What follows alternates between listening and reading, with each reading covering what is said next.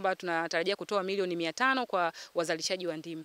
Na pia tutaenda kwa upande wa Muyuni, tutaona wafugaji wa nyuki ambao tutawapatia mizinga ya nyuki, nao tunatarajia kuwapatia mizinga ya nyuki yenye thamani ya milioni 50. Na kwa upande wa mizinga ya nyuki tutatarajia kutoa mizinga 20 ya nyuki. Lakini mizinga hiyo 20 ya nyuki inatoka katika miradi miwili tofauti. Kuna upande wa Pemba tutasupport mizinga ya nyuki kwa kupitia mradi wa Piska ambao umefadhiliwa na ubalozi wa Ufaransa, lakini kwa upande wa Muyuni tutatoa kupitia mradi wa DFP ambao umefadhiliwa na shirika la maendeleo la Uingereza.